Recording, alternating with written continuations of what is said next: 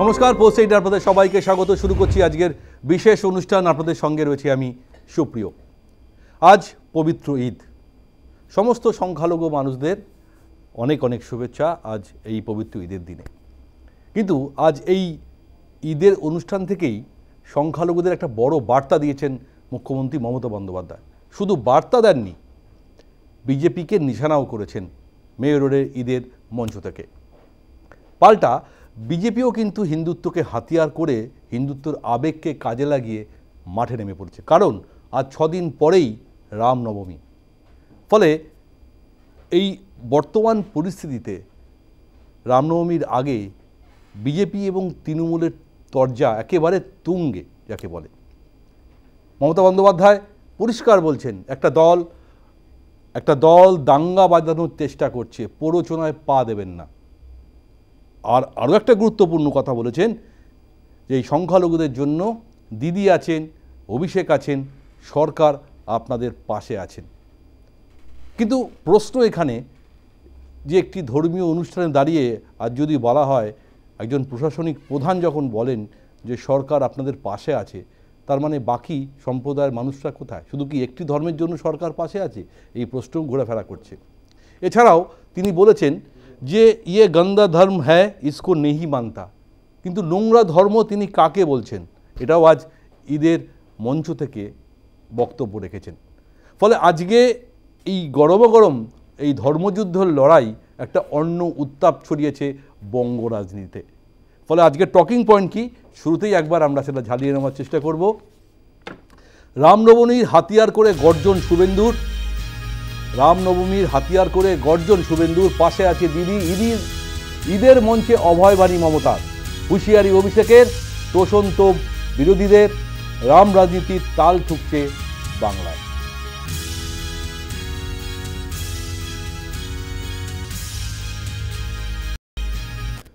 প্রত্যেকবারেই আমরা দেখেছি ঈদের অনুষ্ঠান যেটা মেয়র রোডে হয়, সেখানে মমতা বন্দ্যোপাধ্যায় নিজে হাজির থাকেন এবং সেখানে তিনি বক্তৃতা রাখেন এবং প্রত্যেকবারই দাঙ্গা নিয়ে একটা কোনো না কোনো বার্তা থাকে। এবারেও কিন্তু সেই দাঙ্গা দিয়েছেন এবং যেটা বলেছেন, দাঙ্গা বাঁধানোর চেষ্টা করছে একটি দল, নাম না করে বিজেপিকে আক্রমণ মমতা বন্দ্যোপাধ্যায়ের। একই সঙ্গে দিলেন ভরসাও, দিদি যতদিন আছেন আপনাদের পাশে আছেন। রেড রোডে ঈদের মঞ্চ থেকে অভয়বাণী মুখ্যমন্ত্রী মমতা বন্দ্যোপাধ্যায়। তবে শুধু অভয়বাণী দিলে হবে না, পাল্টা বিরোধী দলও কিন্তু এই হিন্দুত্বের আবেগকে আরও একবার উস্কে দিয়েছেন। শুনে নেব আজকের এই প্রথম প্রতিবেদন। যে ভাষাতে তিনি আক্রমণ করেছেন হিন্দু ধর্মকে গন্দা ধর্ম বলে, ও বলছেন ওরা দাঙ্গা করতে এলে আপনারা তাড়িয়ে দেবেন। আরে হিন্দুরা কোথাও দাঙ্গা করে না। উনি বিজেপিকে ইঙ্গিত করে এসব কথা বলেছেন, ক্ষমার অযোগ্য কথা বলেছেন গন্দা ধর্ম বলে। হিন্দুরা ঐক্যবদ্ধ হচ্ছে, এ পার্টিটা পশ্চিমবঙ্গে আছে পুলিশের জন্য। রামনবমীর আগে কি উত্তপ্ত হয়ে উঠছে পশ্চিমবঙ্গের আবহ, পশ্চিমবঙ্গের রাজনীতি? এ সপ্তাহের শেষে রামনবমী, তার আগেই শহর ছেয়ে গেল রামনবমীর পোস্টারে। শ্যামবাজার থেকে শুরু করে সেন্ট্রাল এভিনিউ ধরে ধর্মতলা পর্যন্ত রামনবমীর পোস্টারে নরেন্দ্র মোদীর সঙ্গে পাগড়ি পরিহিত শুভেন্দু অধিকারীর ছবি, অন্য পাশে শ্রী রামচন্দ্র এবং অযোধ্যার রাম মন্দিরের ছবি। মুসলিমদেরকে উস্কানি দিয়ে তারা এই কাজ করাচ্ছে। আমরা জানি মমতা বন্দ্যোপাধ্যায় কতখানি হিন্দু কতখানি মুসলিম, আমরা পুরোটাই জানি। মমতা বন্দ্যোপাধ্যায় ধান্দাবাজ, ধান্দা ছাড়া উনি কিছু বোঝেন না। যে ধর্মের তোষণ করে, যে ধর্মের লোকের পদলেহন করে ওনার ভোট বাড়বে, সেটাই তিনি করেন। মুসলিমরা যেহেতু পোলারাইজেশন বেশি হয়, মুসলিমদের তোষণ করেন। যেদিন হিন্দুরা 100% পোলারাইজেশন হবে, দেখবেন এই মমতা বন্দ্যোপাধ্যায় মুসলিমদেরকে ছেড়ে এসে হিন্দুদের পদলেহন করবেন। হিন্দুদেরকে বুঝতে হবে যে তাদের দাম বাড়ানোর জন্য কি করা উচিত। ঘটনাচক্রের সোমবারে রামনবমীর 6 দিন আগে ঈদের মঞ্চ থেকে দাঙ্গার বিরুদ্ধে মানুষকে সতর্ক করেছেন মমতা বন্দ্যোপাধ্যায়। বিজেপির নাম করেননি, বলেছেন একটি দল সাম্প্রদায়িক বিদ্রোহ তৈরি করতে চায়। हम दंगा फसाद नहीं चाहते हैं, लेकिन आप उसको पाय में पा मत लगाओ, ये उसका फ्रेंड।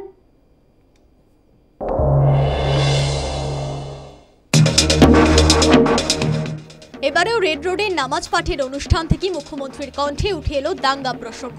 ঈদের দিন রেড রোডে নামাজ পাঠের অনুষ্ঠানে মমতা বন্দ্যোপাধ্যায়ের সঙ্গে উপস্থিত ছিলেন অভিষেক বন্দ্যোপাধ্যায়ও।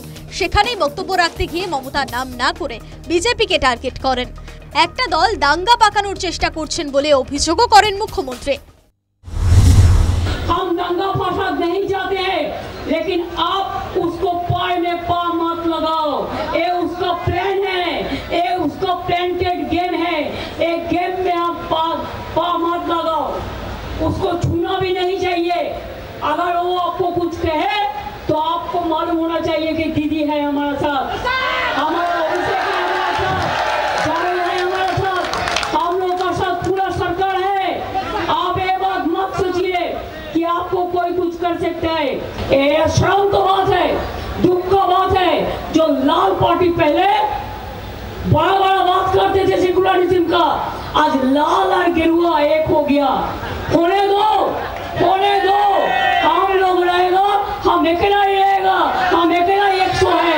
हम लोग लड़ते हैं जिंदगी से, हम लोग लड़ते हैं हमारा जान से। ঈদের মঞ্চ থেকে মুখ্যমন্ত্রী এরকম অভিযোগে অন্য কোনো তাৎপর্য রয়েছে কিনা তা নিয়ে চলছে জল্পনা। ভোটের কারণেই মুখ্যমন্ত্রী এরকম মুসলিম প্রেমী সাজা, অভিযোগ বিরোধীদের। মুসলিমদেরকে উস্কানি দিয়ে তারা এই কাজ করাচ্ছে। আমরা জানি মমতা বন্দ্যোপাধ্যায় কতখানি হিন্দু কতখানি মুসলিম, আমরা পুরোটাই জানি। মমতা বন্দ্যোপাধ্যায় ধান্দাবাজ, ধান্দা ছাড়া উনি কিছু বোঝেন না। যে ধর্মের তোষণ করে, যে ধর্মের লোকের পদলেহন করে ওনার ভোট বাড়বে, সেটাই তিনি করেন। মুসলিমরা যেহেতু পোলারাইজেশন বেশি হয়, মুসলিমদের তোষণ করেন। যেদিন হিন্দুরা 100% পোলারাইজেশন হবে, দেখবেন এই মমতা বন্দ্যোপাধ্যায় মুসলিমদেরকে ছেড়ে এসে হিন্দুদের পদলেহন করবেন। হিন্দুদেরকে বুঝতে হবে যে তাদের দাম বাড়ানোর জন্য কি করা উচিত। হিন্দুরা পাথরেরও পুজো করে, গাছেরও পুজো করে, সূর্যেরও পুজো করে, আবার রামেরও পুজো করে, ভগবতীরও পুজো করে। এটা বোঝার জন্য ওনাকে হিন্দু ধর্ম সম্পর্কে আমরা শুনছিলাম সুকান্তবাবু কি বক্তব্য রাখছিলেন। কিন্তু এই বঙ্গ রাজনীতির আবহটা যেন কোথাও যেন পরিবর্তন হয়েছে।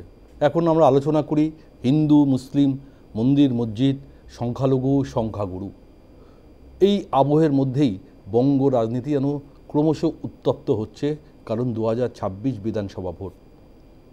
কিন্তু মমতা বন্দ্যোপাধ্যায় আজ যে বার্তা দিলেন এবং সরাসরি বিজেপিকে আক্রমণ করলেন, কেন? তার পিছনে কারণ কি? সামনেই তো রামনবমী রয়েছে। কোথাও কি তিনি আশঙ্কা করছেন দাঙ্গা হতে পারে?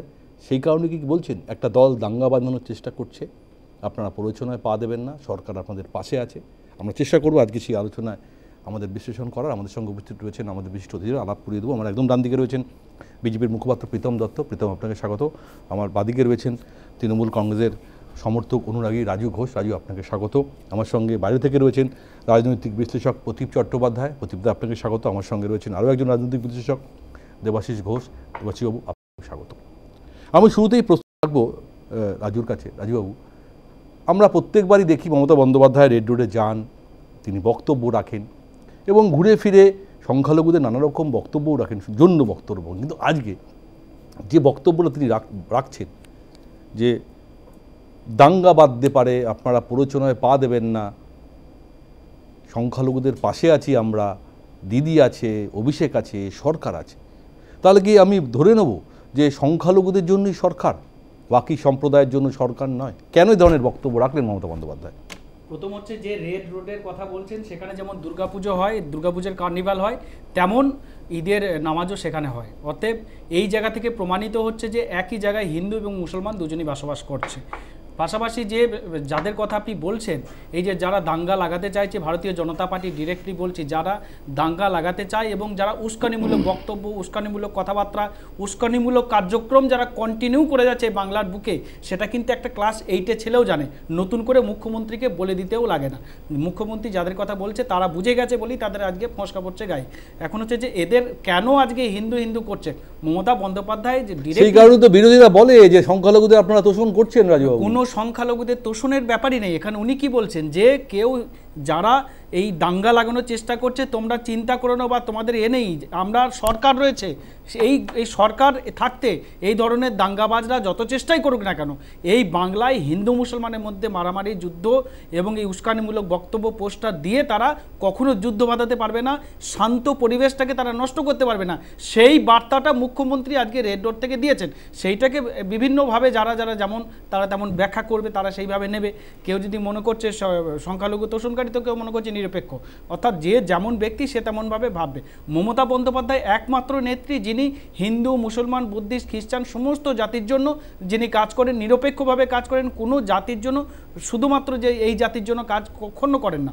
যেমন ইমাম ভাতা দেন, তেমন আবার পুরোহিত ভাতা দেন। প্রত্যেকটা ক্ষেত্রে দুর্গাপুজোয় প্রত্যেকটা পুজো মণ্ডপকে তারা পুজো করার জন্য টাকা দেয়, সেভাবে উৎসাহিত। এবং মমতা বন্দ্যোপাধ্যায় নিজে একজন হিন্দু, যখন বলা হচ্ছে মমতা বন্দ্যোপাধ্যায় নিজে, তিনি আপনি বলছেন যা বলেছেন আজকে সম্প্রীতির বার্তা দিয়েছেন, 100% তিনি নিরপেক্ষের বার্তা, সম্প্রীতির বার্তা দিচ্ছে। যে একটা রাজনৈতিক দল ভারতীয় জনতা পার্টি, যারা সবসময়, যারা শিক্ষার কথা বলে না, স্বাস্থ্যর কথা বলে না, উন্নয়নের কথা বলে না, যারা বারবার বাংলাকে বঞ্চিত কথা বলে, যে তারা বলে বাংলার টাকা আটকিয়ে দেবো, বকেয়া আটকিয়ে দেবো, 100 দিনের কাজের টাকা আটকাবো, এখানে আপনার আবাসের টাকা আটকাবো, তারা সবসময় ক্ষতি করতে চায়, তারা বাঙালির ক্ষতি করতে চায়। তারা শুধু এই রাজ্যে শান্তির পরিবেশটাকে, যার প্রায় 30% যেখানে মুসলিম মাইনরিটি বসবাস, তাদের মধ্যে একটা দাঙ্গা, এটা ভোটের রাজনীতি নয় বলছেন। বেশ বেশ বেশ প্রীতম জানতে চাইবো, শুভেন্দুবাবু বলেছেন বিরোধী দলনেতা যে হিন্দুরা ঐক্যবদ্ধ হচ্ছেন, এবং আরও একটা উল্লেখযোগ্য পয়েন্ট ছিল যে একটা দল মানে গন্দা ধর্ম বলছে, গন্দা ধর্ম হয় ইসকো মে নেহি মানতা। তাহলে নোংরা ধর্ম কাকে বলছে? আপনাদের দলকে সরাসরি নিশানা করছে? কোথাও কি মনে হচ্ছে না? প্রথম কথা হচ্ছে, তুমি এই যে আজকে যে প্রতিবেদনটা দিয়ে শুরু করলে, যে প্রোগ্রামটা করলে, কেন করলে? একটা কনস্টিটিউশনে শপথ নেওয়া একজন মুখ্যমন্ত্রী কোনো একটা জায়গায় কোনো ধর্মের বাণী দিতে গিয়ে খুশির নাকি ঈদ, আমরা তো তাই জানি। সে খিলাফতের মঞ্চে, সে খিলাফত নিয়েও প্রচুর ব্যাপার আছে, প্রচুর জেনোসাইড হয়েছে হিন্দুদের, যাই হোক সেটা বলছি না। আজকে সেখানে গিয়ে উনি কি খুশির বার্তা দিলেন?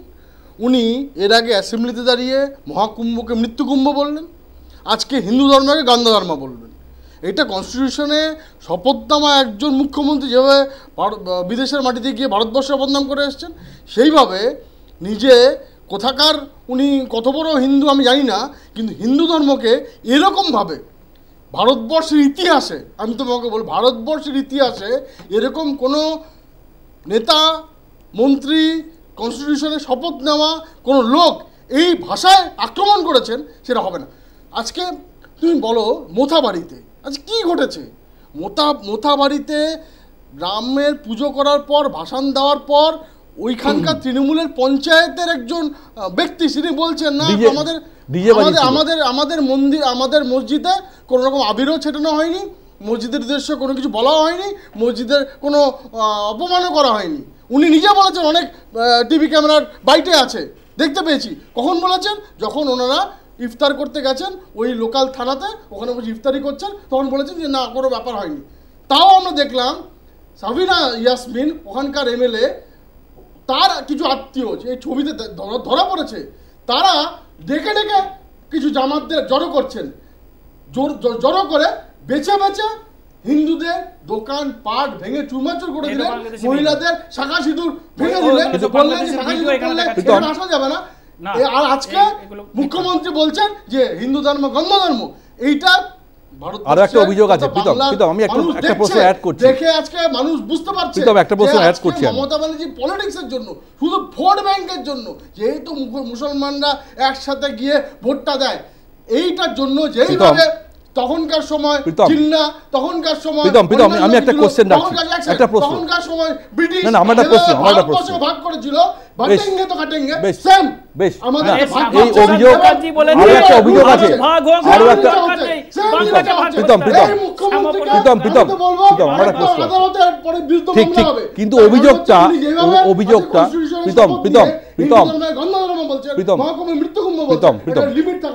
অভিযোগটা কিন্তু সরাসরি তোমাদের দলের বিরুদ্ধে, দাঙ্গা তোমরা লাগাচ্ছ, উস্কানি তোমরা ছড়াচ্ছ, প্ররোচনায় পা দেবে।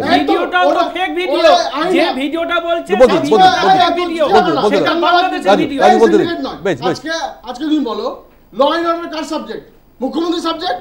যদি কোনো লোককে, কোনো ভারতীয় জনতা পার্টির একটা কার্যকর্তাকে আজকে দেখে যে কেউ দাঙ্গা লাগাতে গেছে বা দাঙ্গা করেছে, তাকে তো সরাসরি পুলিশ গ্রেপ্তার করবে আর ভেতরে ঢোকাবে। এখানে তো কোনো কিছু কাজ দেখতে হচ্ছে। মমতা আজকে তো আমরা প্রমাণিত সত্য। মোতাবাড়িতে কি হয়েছে? মোতাবাড়িতে হয়েছে গতকাল, কালকে আপনার বাড়িতে হবে। গতকাল এর আগে 50 বছর আগে বাইরে গিয়ে ডিজে বানাচ্ছে, বদমাইশি করে ডিজে চালাবে। একটা নির্দিষ্ট ধর্মে সেখানে কোনো মন্দির নেই, সেখানে মসজিদের সামনে গিয়ে ডিজে বাজাবে। আপনারা এসে প্রতিবাদ করবেন, আপনারা জিজ্ঞাসা করবেন না যে কোন উপলক্ষে ডিজে বাজছে। এটা কি বাংলার কথা? বিভিন্ন জায়গায় হচ্ছে। তুমি আজকে আমি তোমাকে ভিডিও আছে কিনা আমি জানি না তোমার পিসিআর এর কাছে, গতকাল মেদিনীপুরে শান্তি বাণী নিয়ে সম্প্রদায়ের লোকজন বেরিয়েছিল, ভারতবর্ষের ফ্ল্যাগটাকে চেঞ্জ করে দিয়েছে। ভারতবর্ষের ফ্ল্যাগে অশোক চক্রের বদলে ওনাদের লাগিয়ে দিয়েছে। যদি কোনো পিছনে থাকে আমার কাছে এই মুহূর্তে হয়তো নেই, এরকম উদাহরণ অনেক আছে, এরকম উদাহরণ অনেক আছে। এদের অনেক আছে সম্প্রতি না এই বাংলার বলে চালানো যে ভিডিওটার কথা প্রীতম বাবু বলছে, সেই ভিডিওটা বাংলাদেশের ভিডিও এখানে চালিয়ে সেটাকে প্রচার করা হচ্ছে। আমার কাছেও লেখা আছে, আমার কাছে ভিডিও আছে, মোতাবাড়ির ভিডিও আমার কাছে আছে। মোতাবাড়ির ভিডিও একটা ঘটনা চরম উত্তেজনা আকার নিয়েছে। বেশ বেশ বেশ বেশ বেশ সেইখানে আমরা বলছি যে ভারতীয় বাঙালি হিন্দুরা জাগুন। আজকে শ্যামাপ্রসাদ মুখার্জি একমাত্র হোমল্যান্ড, বাঙালি হিন্দু হোমল্যান্ড একমাত্র পশ্চিমবঙ্গের আমি আসবো, সেখানে দাঁড়িয়ে আমি আসবো। বেশ বেশ বেশ বেশ বেশ বেশ বেশ বেশ বেশ কারো কথা শোনা যাচ্ছে না প্রীতম, প্রীতম ভোটেই দিতে হবে। বেশ বেশ প্রীতম জবাব আপনাদের কিন্তু রুখে দাঁড়িয়েই দিতে হবে। বেশ বেশ বেশ বেশ আমি আবার আসবো আসবো আসবো আসবো বাইরে থেকে রয়েছেন। আমি সরাসরি প্রশ্ন দেবাশিসদার কাছে। দেবাশিসদা, আমরা কয়েকদিন থেকে যে আলোচনাটা করছিলাম, বেশ কয়েকদিন ধরেই, অর্থাৎ লাস্ট 15 দিন বা 20 দিন ধরে, যে আমাদের আলোচনার বিষয়বস্তু হয়ে যাচ্ছে হিন্দু মুসলিম, মন্দির মসজিদ, সংখ্যালঘু সংখ্যাগুরু। আমরা বারবার সেই প্ল্যাটফর্মেই চলে যাচ্ছি, কারণ অন্য কিছু থাকছে না। আজকে পবিত্র ঈদ, খুশির দিনে মমতা বন্দ্যোপাধ্যায় যে বক্তব্য রাখছেন এবং বলছেন সরকার তাদের পাশে আছে, একটা সংখ্যালঘুদের অনুষ্ঠান, আমি বলছি না এখানে সংখ্যাগুরু বা সংখ্যা, একটা অনুষ্ঠান, সাম্প্রদায়িক অনুষ্ঠান বা ধর্মীয় অনুষ্ঠান, সেখানে একজন প্রশাসনিক প্রধান কি এ কথা বলতে পারেন? দেবাশিসদা, হ্যাঁ, আমি এখানে দুটো জিনিস বলবো। আজকে মমতা ব্যানার্জি যে বক্তব্য রেখেছেন সেখান থেকে আমার একটা কোথায় মনে হচ্ছে এটা ভীতির বাতাবরণ তৈরি হয়েছে ওনার মধ্যে। মানে এক তো হচ্ছে উনি যখন লন্ডন থেকে ফিরলেন, মানে লন্ডনে উনি ওই কেলগ ইউনিভার্সিটিতে যেগুলো ফেস করেছেন সেটা ওনার, সেখানে আমি একটা অ্যাড করে দিচ্ছি দেবাশিসদা, তার সঙ্গে আরো একটা বলেছেন যে রাম আর বাম এক হয়ে গেছে, এক টিকিট করে লন্ডনে গেছে। আমি সে পয়েন্টে আসছি। আমি বলছি ওইখানে যেটা উনি ফেস করেছেন, মানে উনি একটা ভেবেছিলেন যে মানুষের যে কলোনিয়াল হ্যাংওভারটা থাকে, মানে এখনো তো পশ্চিমবঙ্গের মানুষের আছে, উনি ওইটা করতে গেছিলেন, কিন্তু এটা এফেক্টটা উল্টো হয়ে গেছে। এবার এফেক্টটা উল্টো হয়ে যাওয়া, ওখানেও তো ওনাকে ফেস করতে হয়েছে যে অভয় ইস্যুতে জাস্টিস কেন হয়নি, এত দুর্নীতি কেন, ইত্যাদি ইত্যাদি। এগুলোর তো কোনো উত্তর ওনার কাছে নেই। এবার আজকে এই প্ল্যাটফর্মটা, মানে খুশির ঈদে মানুষকে ঈদের যে শুভেচ্ছা দেওয়ার কথা, তার বদলে উনি একটা অন্য বিষ বুনে দিলেন। মানে এখানে উনি দুটো ভয়ের কথা কেন বললাম, দুটো জায়গায় উনি খুব হাইলাইট করেছেন। একটা হচ্ছে যে রাম বাম এর কথা বলেছেন। দেখুন, আমরা অনেক সময় মজা করে বলেছিলাম যে আজকে তৃণমূলের যে অবস্থা, ভোটের যে অবস্থা, এই ভোটের যদি রামবাম কোনোভাবে এক জায়গায় সত্যি সত্যি আসতে পারে, তাহলে যে দুপক্ষের যখন লড়াই হবে তখন তৃণমূলের পক্ষে জেতা খুব কঠিন। এটা আমরা এই কারণে বলেছিলাম, এটা হয়তো বাস্তবে সম্ভব নয়, কিন্তু এটা আমরা এইভাবে বলেছিলাম যে মমতা ব্যানার্জি যখন জিতেছিলেন তখন মমতা ব্যানার্জির এগেনস্টে তৃণমূলকে সাপোর্ট করেছিল বিজেপি, কংগ্রেস এবং দুটো দল ছিল, মানে তৃণমূল এবং সিপিএম, এই লড়াইটা হয়েছিল। তো আজকে যদি সেই লড়াইটা হয়, তৃতীয় পক্ষ না থাকে, তাহলে ভোট বিন্যাসের জায়গা থেকে তৃণমূলের জেতা খুব কঠিন। আমি জানি না যে কেন্দ্রীয় বিজেপি নেতৃত্ব কিভাবে ভাবছে বা সিপিএম নেতৃত্ব কিভাবে ভাবছে, কিন্তু এটা একটা সলিউশন হতে পারে, যেটা ওনার আশঙ্কা। এটা এক। দুই, আপনাকে মনে করিয়ে দিই সুপ্রিয় বাবু, জ্যোতিবাবুর কথা আমরা সবাই জানি। জ্যোতিবাবু মুখ্যমন্ত্রী যখন ছিলেন উনি খুব বিট দর্পে বলছেন, একটা কথা বলতেন যে সরকার না চাইলে কোনো দাঙ্গা হতে পারে না। এইটা মমতা ব্যানার্জি কিন্তু বলতে পারছেন না বা জোর গলায় বলতে পারছেন না। তার মানে এখানে ওনার প্রশাসনিক যে দুর্বলতা, সেই দুর্বলতা প্রকটভাবে দেখা দিচ্ছে।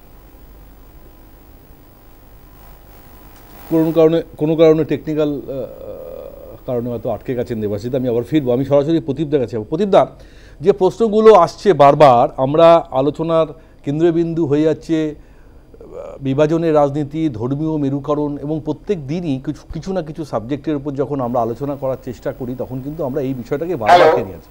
হ্যাঁ দেবাশিস, হ্যাঁ হ্যাঁ হ্যাঁ, আমি বলতে চাইছি যে ওনার এই যে ভয়টা, এই ভয় থেকে উনি আজকে যেটা করার চেষ্টা করছেন, আমরা আশঙ্কা করছি যে রাম নবমীর যে মিছিল, সেই মিছিলে যেন কোনোভাবে সাধারণ মানুষ মানে প্ররোচিত না হয়। কারণ যদি এখান থেকে কোনোভাবে, আমার কথা যেন কখনোই সত্যি না হয়, একটা দুটো যদি মৃত্যু হয় তাহলে কিন্তু জিনিসটা অন্য জায়গায় যাবে এবং কোনো না কোনো জায়গা থেকে কিন্তু পশ্চিমবঙ্গ উত্তাল হবে। তো আমাদের শুভবুদ্ধি সম্পন্ন মানুষের এটা দেখা উচিত যেন এই ধরনের, এটা তো একটা মানে ধর্মীয় যদি মিছিল হয় সেটাকে ধর্মের জায়গায় রাখা হোক, সেটাকে রাজনীতিতে টেনে এনে সবাই নিজের ভেস্টেড ইন্টারেস্টটাকে পালন করার চেষ্টা করছেন, কিন্তু এতে ক্ষতি হবে সাধারণ মানুষের। আজকে শীতলকুচিতে যে মানুষটা মারা গেছেন সেই মানুষটার পরিবার কিন্তু সর্বশান্ত হয়েছেন, মমতা ব্যানার্জি বা তৃণমূলের কোনো ক্ষতি হয়ে যায়নি। এটা মাথায় রাখতে হবে যে সাধারণ মানুষের মৃত্যু কিন্তু নেতা বা নেত্রীর কোনো ভেস্টেড ইন্টারেস্টে কোনো ক্ষতি হয় না। তো প্লিজ আমি হাত জোর করে বিজেপি এবং তৃণমূলের সবাইকে বলবো যে মানুষের জীবন নিয়ে খেলা করবেন না, মানুষকে মানুষের ধর্ম পালন করতে দিন। আর আপনারা এই প্রশ্নগুলো করুন, বিরোধীরা এই প্রশ্নগুলো করুন যে আজকে শিক্ষার হাল এরকম কেন, আনএমপ্লয়মেন্ট এখানে কেন, সেখানে ধর্মকে টানবেন না। আর যারা শাসক পক্ষে আছেন তারা এটা বোঝান যে আজকে আনএমপ্লয়মেন্ট কেন 40% হয়ে গেছে, এত দুর্নীতি কেন, সাধারণ মানুষের রুটি রুজির কথা কে বলবে? এই কথাগুলো না বলে ধর্মের নামে প্লিজ রাজনীতি করবেন না। আপনাদের ভেস্টেড ইন্টারেস্ট হয়তো এখানে পালিত হবে, কিন্তু সাধারণ মানুষের প্রচুর ক্ষতি হয়ে যাচ্ছে। বেশ, আমি প্রদীপদার কাছে যাবো। প্রদীপদা, যেভাবে এই এগোচ্ছে 2026 বিধানসভা ভোটের আগে এই ধর্মীয় মেরুকরণ বা বিভাজনের রাজনীতি, যেমন মমতা বন্দ্যোপাধ্যায় আজ সংখ্যালঘুদের অভয় দিচ্ছেন, ঠিক পাশাপাশি হিন্দুত্বর আবেগকে হাতিয়ার করে গুটি সাজাচ্ছেন বিজেপি। ফলে কোথাও যেন মনে হচ্ছে আমরা আলোচনার কেন্দ্রবিন্দু সেই ধর্ম বা ধর্মযুদ্ধ যেটা বলে, যে রাজনৈতিক পলিটিক্যাল ফাইটটা হয়ে যাচ্ছে শুধুমাত্র ধর্ম করে, হিন্দু বনাম সংখ্যালঘু। কীভাবে দেখছেন প্রদীপদা? বাইরে রয়েছি আমি ঘাটালে, এবং ঘাটালে মোহনপুর গ্রাম পঞ্চায়েতের এক উপপ্রধান, ওনার ইফতার পার্টিতে আমি আজকে গেছিলাম এবং সেখানে আমি ছিলাম, এবং আমি হিন্দু হিসাবে এখনো অবধি কোনো ধরনের অসুবিধার সম্মুখীন হইনি। এটাই বলার জন্যই বললাম যে তার কারণ গ্রাম বাংলা বা বাংলার সার্বিকভাবে মানুষের মধ্যে যে বিভেদ সেটা নেই, মানুষের মধ্যে প্রীতির বন্ধন রয়েছে। হিন্দু মুসলিম এই যে ভাগটা, এটা রাজনীতির ভাগ, আমাদের মানে ইতিহাস থেকে চলে আসছে। এই রাজনীতিটা এই ভাগটাকে তৈরি করে এবং এটাকে উস্কানি দেয়। এটা পয়েন্ট নাম্বার 1। পয়েন্ট নাম্বার 2, সেটা হচ্ছে যে মমতা বন্দ্যোপাধ্যায় আজকে রেড রোডে কি বললেন, সেটার থেকেও বড় কথা, দেখুন 2026 নির্বাচন, পশ্চিমবঙ্গের সাধারণ মানুষ চাইবে যে একটা সুন্দর প্রশাসন আসুক। 2021 থেকে 2026 আমরা তৃণমূল কংগ্রেসের সরকারের অনেকগুলো মানে খারাপ প্রশাসনের দিকগুলো দেখেছি, দুর্নীতি দেখেছি, টাকা দেখেছি, নেতাদের সঙ্গে সম্পর্ক দুর্নীতির দেখেছি। আমার একটা জিনিস বুঝতে অসুবিধা হচ্ছে যে প্রধান বিরোধী দল হিসাবে বিজেপি আজকে 6-7 মাস আগে বা ঠিক 1 বছর রয়েছে এরকম একটা সময়ে কেন ওই ইস্যুগুলোকে হাইলাইট না করে ধর্মর ইস্যুটাকে সামনে আনছে? এটা number 2। Third, Mamata Bandyopadhyay red রোডে কেন? মমতা বন্দ্যোপাধ্যায় রাজনীতির ইতিহাসটাই হচ্ছে মমতা বন্দ্যোপাধ্যায় সব জায়গায় যান। সেন্ট জেভিয়ার্স কলেজে ফাদারের সঙ্গেও ওখানে যান ক্রিসমাসের ইভে, আবার আপনি ইফতারেও যায়, দুর্গাপুজোতেও যায়, কালী পুজোতেও যায়। আমি সেটা নিয়ে যাচ্ছি না। আপনি যে জায়গাটা করলেন যে সংবিধানের একজন প্রধান, দেখুন তো সংবিধানের, আমাদের ভারতীয় সংবিধানের ধর্মনিরপেক্ষতার সংজ্ঞাটা হচ্ছে যে সমস্ত ধর্মকে একইভাবে বেড়ে উঠতে দেওয়ার পরিসর, আইন শৃঙ্খলার পরিসর তৈরি করে দিতে হবে।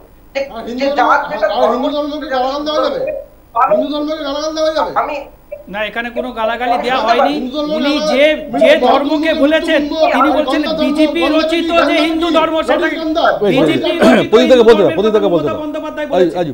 দাও, তারপর তোমাদের কাছে যাবো। হ্যাঁ প্রদীপদা, আমি বলার চেষ্টা করছি যে ভারতীয় সংবিধানে যে ধর্মনিরপেক্ষতার সংজ্ঞা, তাতে কোনো সাংবিধানিক পদে যে কেউই থাকুক না কেন, কোনো ধর্মীয় মঞ্চে গিয়ে কোনো ভাষণ দেওয়ার কিন্তু জায়গা নেই। ধর্মের সঙ্গে রাষ্ট্রের একটা দূরত্ব থাকবে, সমদূরত্ব সমস্ত ধর্মের সাথে, কিন্তু সেটা ঐতিহাসিকভাবে ধীরে ধীরে 90 দশক থেকে এটা ম্লান হয়ে গেছে। এবং আস্তে আস্তে ধর্মের জায়গায় মানুষের মানে রাজনীতির অনেকগুলো জায়গা তো থাকে, যেমন রুটি রুজির কথা, যেমন স্বাস্থ্য শিক্ষা, সেরকম ধর্মটাও আমাদের ভারতবর্ষের দুর্ভাগ্য যে ধর্মটাও একটা রাজনীতির উপাদান হয়ে উঠেছে। এবং সেই জন্য আপনি মমতা বন্দ্যোপাধ্যায়কে করছেন, আবার ওইদিকে প্রধানমন্ত্রী নরেন্দ্র মোদী তার নিজের নামে রাম মন্দিরের সংকল্প করে প্রতিষ্ঠা করতে শুরু করছেন। তাহলে আপনি কোন দিকে যাবেন? আপনি ধর্ম থেকে সমদূরত্ব বজায় রাখছে কে? কেউই তো নয়। তাহলে এই জায়গায় আমার একটা বড় প্রশ্ন যে আমাদের পশ্চিমবঙ্গবাসীর কাছে 2026-এর নির্বাচন হতে চলেছে এমন একটা নির্বাচন যেখানে আমরা একটা সুন্দর প্রশাসনিক সরকার চাই। আমরা দেখতে পাচ্ছি তৃণমূল কংগ্রেসের অনেক গাফিলতি আছে। এবারে বিকল্পটা কি? বিকল্প যাদের আমরা বাঁচতে চলেছি বা যারা এখানে এতদিন ধরে 5 বছর ধরে বিকল্প রয়েছে বিজেপি, তারা বিকল্প কি দিচ্ছে? বিকল্প তারা এটা বলার চেষ্টা করছে যে হিন্দুরা আক্রান্ত হতে চলেছে, হিন্দুরা বিপন্ন হতে চলেছে। আমি বলছি যে অন্যান্য অনেক জনপ্রশাসনের গাফিলতির নীতি আছে যেগুলো মানুষকে অসুবিধায় ফেলছে, মানুষকে মানে অসুবিধার জায়গায় রেখেছে, কিন্তু সেইটাকে হাইলাইট না করে কেন ধর্ম নিয়ে হাইলাইট করছে? আমি মমতা বন্দ্যোপাধ্যায় কি বলেছেন রেড রোডে সেটা সঠিক কিনা, শুভেন্দু অধিকারী কি বলছেন সেটা সঠিক কিনা, আমি এই দুটো প্রশ্নের ঊর্ধ্বে গিয়ে বলছি যে কোন রাজনৈতিক দলেরই উচিত নয় ধর্মটাকে রাজনীতির ময়দানে আসা। ধর্মের আপনি মুসলিম সম্প্রদায়ের হন বা হিন্দু সম্প্রদায়ের, আপনার শিক্ষা ক্ষেত্রে দুর্নীতি হলে দুজনেরই অসুবিধা, স্বাস্থ্য পরিকাঠামো ভেঙে পড়লে দুজনেরই অসুবিধা। তাহলে আপনারা বিরোধী দল হিসাবে এই জনপ্রশাসনের বিষয়গুলো না তুলে ধর্মটাকে হাতিয়ার করছেন কেন? তাহলে মমতা বন্দ্যোপাধ্যায় ধর্মটাকে হাতিয়ার এই জন্য করছে যখন দেউলিয়া হয়ে যায় কোন একটা রাজনৈতিক দল শিক্ষা স্বাস্থ্য ব্যবস্থা যখন না করতে পারে এবং কোন উন্নয়নের সাথে মানুষের বলতে তখন তারা একটা বিজ্ঞাপন বিরোধী সময় হচ্ছে। অবশ্যই হয়তো যে পয়েন্টগুলো প্রদীপদা বলার চেষ্টা করলো, দেবাশিসদা বলার চেষ্টা করলো যে শিক্ষা, স্বাস্থ্য, কর্মসংস্থান, মূল্যবৃদ্ধি, এগুলো নিয়ে আমরা হয়তো আলোচনা করতে পারছি না, কারণ আমাদের সামনে এই ধরনের একটা টপিক চলে আসে। আমরাও চাই এই ধরনের যে যে যে যে বিষয়গুলো যেগুলো জনগণের সঙ্গে রিলেটেড সেগুলো সামনে আসা উচিত। আমরা এই আলোচনা আরও একটু এগিয়ে নিয়ে যাব। প্রীতমও কিছু বলতে চাইছে, দেবাশিসদাও বাইরে থেকে কিছু বলছে, রাজীব তাদের বক্তব্য রাখবে, তার আগে ছোট্ট একটা বিজ্ঞাপন বিরতি সঙ্গে থাকবে। আমার পূর্বপুরুষরা সে নোয়াখালী সবচেয়ে বেশি কেটেছিল আমাদেরকে। তো তখন এরকম ব্যাপার ছিল না যে আমাদের ঘর ছিল না, আমাদের পড়াশুনো ছিল না, আমাদের খাবার ছিল না, সব ছিল। কিন্তু একমাত্র হিন্দু হওয়ার জন্য ওখানে মুসলমান জামাতরা কিছু রাজনীতিক লোকের পাল্লায় পড়ে মেরে কেটে তাড়িয়ে দিয়েছিল আমার পূর্বপুরুষদের। কোনো ক্রমে আমার দাদুরা পূর্বপুরুষরা কয়েকজন প্রাণে বেঁচেছিল, সেই জন্য আমাদের এক্সিস্টেন্স আছে। সুতরাং আজকে প্রায় 25% গরিব লোক আজকে মধ্যবিত্তদের পর্যায়ে চলে এসছে। নরেন্দ্র মোদী সেটা করে দেখিয়েছে। আজকে লোকের ঘর ঘর করে দিয়েছে, লোকের বাড়ি বাড়িতে জল পৌঁছে দিচ্ছে, প্রত্যেকের বাড়িতে ইলেকট্রিসিটি পৌঁছে দিচ্ছে। কিন্তু আজকে যে 2014 পর থেকে আমরা বলছি না, গার্জিয়ান পত্রিকা লিখেছিল এই প্রথম একটা সরকার হলো যেখানে কলোনিয়াল হ্যাংওভার নেই, একদম সত্যিকারের ভারতবর্ষের সরকার। তার কারণ হচ্ছে আমাদের পার্টিটার নাম হচ্ছে ভারতীয় জনতা পার্টি। এটার মধ্যে কোনো রকম ওই কমিউনিস্ট পার্টি অফ ইন্ডিয়া ব্র্যাকেটে নেই, বা কংগ্রেসে যাদের ওই অ্যালেন অক্টোভিয়ান হিউম মানে যে ওয়ান অফ দ্য প্রতিষ্ঠাতা। তো এইটা হচ্ছে একমাত্র ভারতবর্ষের পার্টি যার প্রতিষ্ঠাতার থেকেও শুরু করে সবাই ভারতবর্ষের লোক। এবং শ্যামাপ্রসাদ মুখার্জি আজকে যদি না থাকতেন, তুমি আমি এখানে বসে এসব কথা বলতে পারতাম? আজকে বাংলাদেশ দেখতে পাচ্ছ না কি হচ্ছে? বাংলাদেশে কোনো মুক্ত চিন্তার জায়গা আছে? আমি সেই জন্যই তোমার কাছে প্রশ্ন রাখছি। তুমি আজকে সব করা হচ্ছে একটা ভারতীয় জনতা পার্টির সরকার যা যা করতে হয়, আজকে ভ্যাকসিন থেকে শুরু করে তোমার রেশন থেকে শুরু করে যা যা দেওয়া হচ্ছে, কাজ কিট কাউকে দেওয়া হচ্ছে না। কিন্তু আজকে ভারতীয় জনতা পার্টি আজকে পশ্চিমবঙ্গের রাজনীতি করতে গিয়ে আজকে কি হচ্ছে আমরা বলবো না?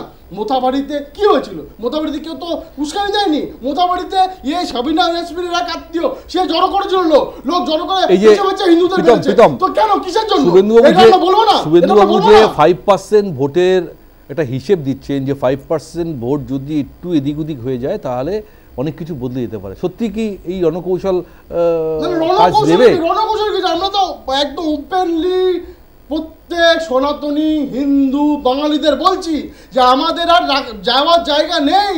আমাদের একটাই হোমল্যান্ড, যেটা মেঘনা সাহারা এবং শ্যামাপ্রসাদ মুখার্জির আমাদের জন্য রেখে গেছে।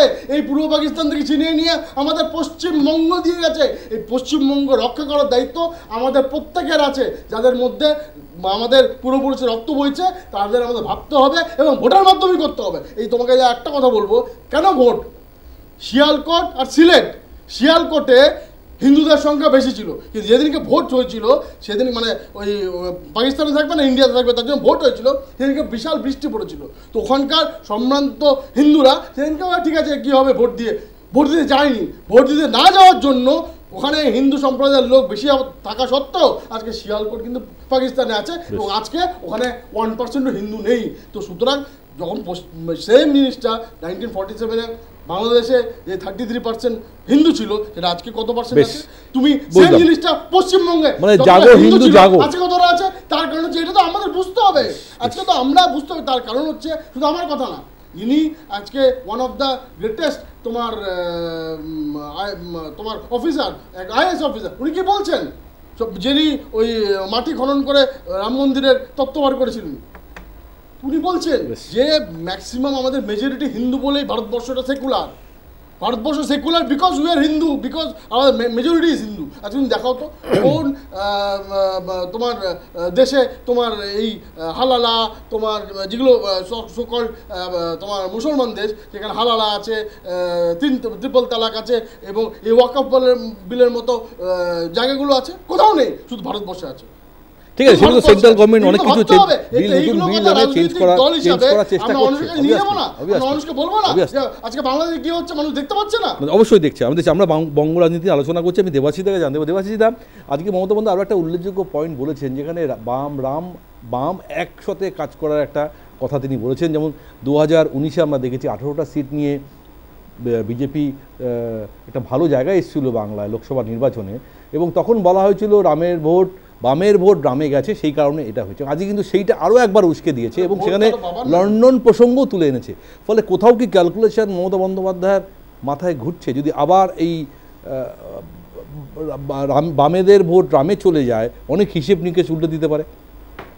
হ্যাঁ, মানে একেবারে ওনার তো আশঙ্কাটা আছে। আমি আপনাকে সেটা বলেছিলাম প্রথম বলার সময়, এবং আপনি খেয়াল করবেন যে সাগরদিঘি বলে যে নির্বাচনটা হয়েছিল, উপনির্বাচন, বাইরন বিশ্বাসের জেতার পিছনে যখন কংগ্রেস সিপিএম একসাথে লড়েছিল, বিজেপি কিন্তু সরেছিল, মানে লড়েনি, মানে সেভাবে ভাববে।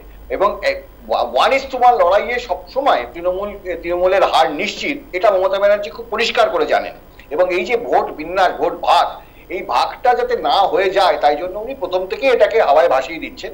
এবং আমি জানি না মানে বিজেপির কেন্দ্রীয় নেতৃত্ব ঠিক কি চাইছেন। মানে বিজেপির কেন্দ্রীয় নেতৃত্ব কখনোই হয়তো চাইবেন না যে এখানে কোনোভাবে বামপন্থীদের প্রভাব বেড়ে যাক।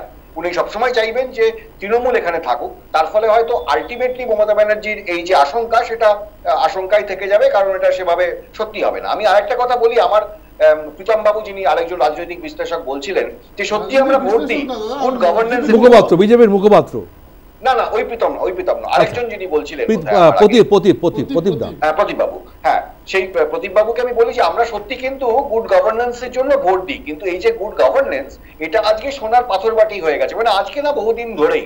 মানে আপনি খেয়াল করে দেখবেন প্রদীপ বাবু যে আজকে বিজেপি যেটা করছে, আমি যদি একটু দূরে সরে যে নিরপেক্ষভাবে বিচার করার চেষ্টা করি, তাহলে কিন্তু বিজেপি ঠিক কাজ করছে। কারণ বিজেপি একটি রাজনৈতিক দল হিসাবে তার মূল কাজ হচ্ছে ভোটে জেতা। তাতে সাধারণ মানুষ কোথায় গেল তাতে তার কোনো ইন্টারেস্টই থাকার কথাও নয়, তাকে ভোটে জিততে হবে।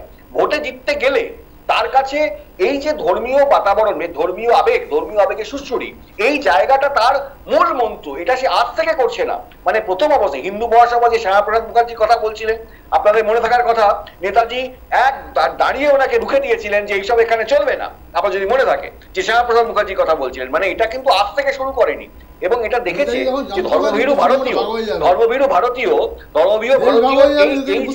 এই যে পয়েন্টটা, এই যে ধর্মীয় আবেগ, সেই আবেগকে বারবার বিজেপি হাতিয়ার করার চেষ্টা করেছে, এখনো সেটা করছে। অতএব আজকের দিনে বিজেপি এটা করবে। এবং আমি আপনাকে একেবারে দুঃখের সঙ্গে জানাচ্ছি, আজকে একজন খুব সাধারণ মানুষ, একটা সাধারণ ছেলে, তার সঙ্গে রাজনীতির কোনো সম্পর্ক নেই, আমার সঙ্গে তার বহুদিনের পরিচয়, সে আজকে বলছে জানো আমি রাস্তা দিয়ে আসছিলাম, আর না দেখছি ঈদের জন্য সব নামাজ পড়ছে আর আমার রাস্তা ব্লক করে ব্যারিকেড করে দিয়েছে, আমাদের সমস্ত গাড়ি আটকে দিয়েছে। মানে এই যে সাধারণ মানুষের মধ্যে এই যে ছড়িয়ে দেওয়া হচ্ছে রাজনীতি, হিন্দু আজকে বিপন্ন, আজকে বাংলাদেশ করে দেবে, এই জিনিসটা কিন্তু বিজেপিকে হিন্দু ভোট একত্রিত করার জন্য করতে হবে এবং এটাই তারা করছে। এখানে সাধারণ মানুষের রুজি রুটি খাওয়া দাওয়া চাকরি এগুলো কোনো মানে পুরো ভারতবর্ষ জুড়ে যেটা নেই এখানেও সেটা নেই। এবং দুর্ভাগ্যের বিষয় হলো দুর্নীতিগ্রস্ত তৃণমূল সরকারের প্রতিবাদ করা। তার কারণ ও জানে যে যেদিন আমি প্রতিবাদ সঠিকভাবে করতে শুরু করবো আমাকে শেষ করতে দিন, আমি বাইরে আছি, আজকে বাইরে আছি, আমি এটা শেষ করতে দিন। যদি আজকে বিজেপি সত্যি বিরোধিতা করতো তাহলে সবার আগে বলতো সিবিআই এর বিরুদ্ধে মিছিল করতো, সে কিন্তু সিবিআই এর বিরুদ্ধে মিছিল করেনি।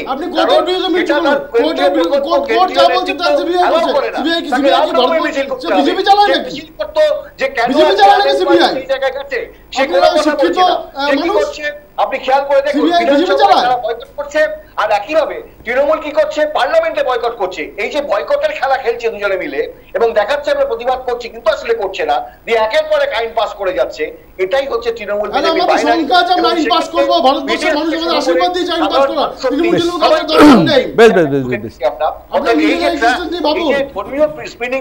এটা বিজেপি তৈরি করেছে। বিজেপি এটা জেতার রাস্তা মসৃণ করার জন্য এটা করেছে। সাধারণ মানুষ সজাগ না হয় তাহলে ভবিষ্যতে আমাদের এই ট্র্যাকেই পাবে। এই ঘূর্ণি উইকেটে কে কতটা বল ঘোরাতে পারে সেটা তো আসন্ন নির্বাচনে আমরা দেখতে পাবো, কিন্তু উত্তাপ ক্রমশ বেড়ে চলেছে এই ধর্মীয় রাজনীতি। আমরা সকলের কাছে যেন আমরা রিকোয়েস্ট করি যে রামনবমী যেন শান্তিপূর্ণ হয়, মিছিল হয়, যেন একটা মানুষেরও মৃত্যু না ঘটে, যেটা হয়তো আমি জানি না এই দুটো দলের আসলে উদ্দেশ্য কি। একটা মৃত্যু নিয়ে এরা তো মৃত্যু আমরা সেই আলোচনায় তুলে ধরার চেষ্টা করবো। দেবাশিস দা, আমাদের ছোট্ট একটা বিজ্ঞাপন ব্যাপার হয়ে যাবে। বেশ আমাদের একটা বিজ্ঞাপন বিরতি নিতে হবে। আপনাকে অনেক ধন্যবাদ আমাদের সঙ্গে থাকার জন্য। আমরা ছোট্ট একটা বিজ্ঞাপন বিরতি নেব, ফিরছি, সঙ্গে থাকুন। বিজ্ঞাপন বিরতির পর আমি সরাসরি রাজুর কাছে প্রশ্ন রাখবো। রাজু, কেন মমতা বন্দ্যোপাধ্যায় এত দাঙ্গা ধর্মীয় বিভাজন, কেন এত কথা বলছেন?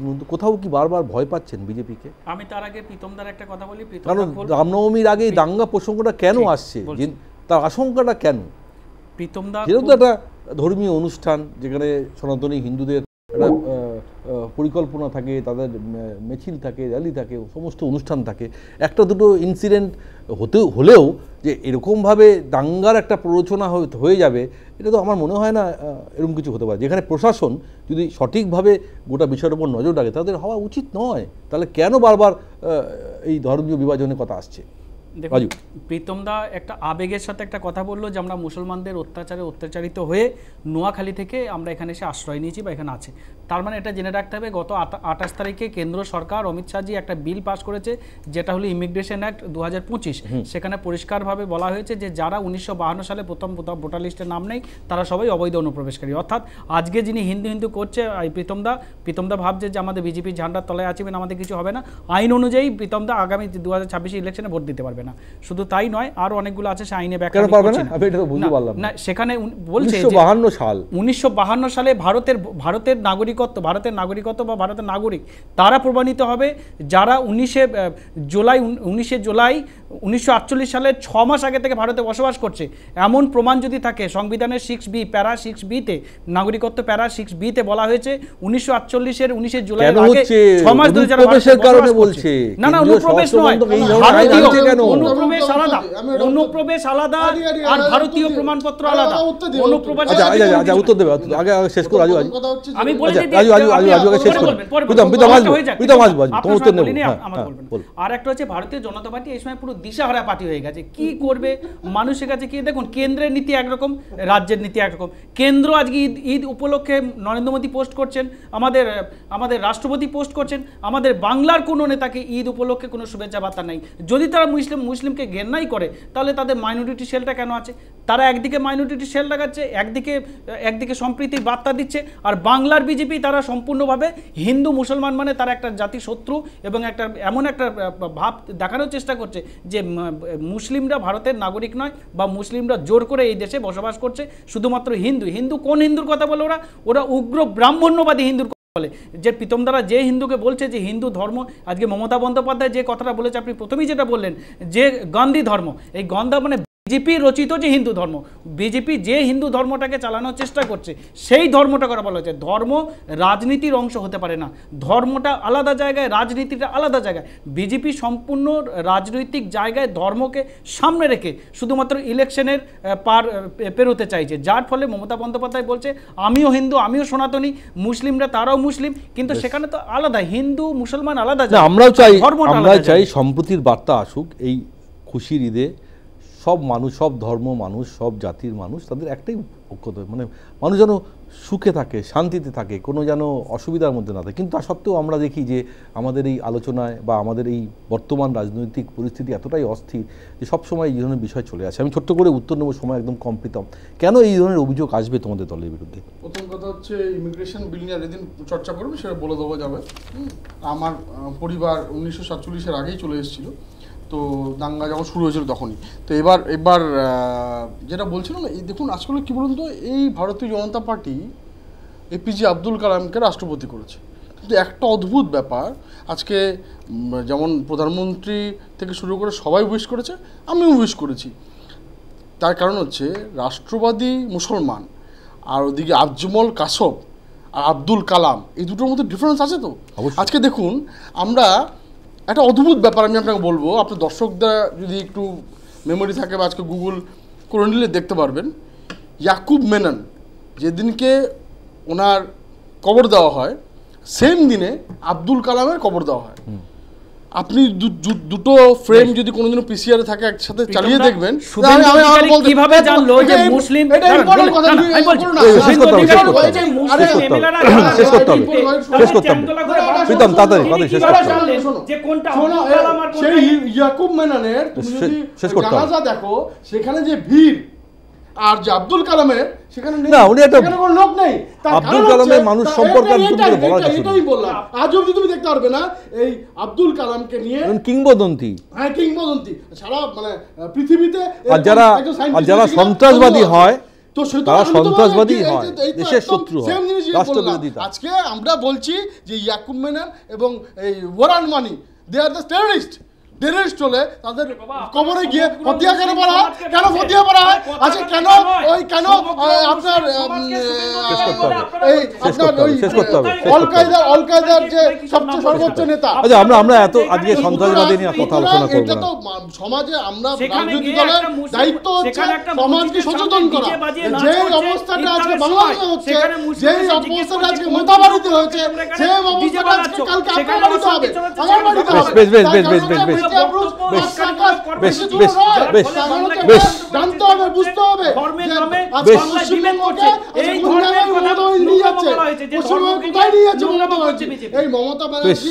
ভারতের সংবিধান, ভারতের সংবিধান বহুত্ববাদ, সেকুলারিজম এগুলো বিশ্বাস করে। আমরাও চাই সর্বধর্ম সমন্বয় হোক, সাম্প্রদায়িক সম্প্রীতি থাকুক, হিন্দু মুসলিম ভাই ভাই হোক।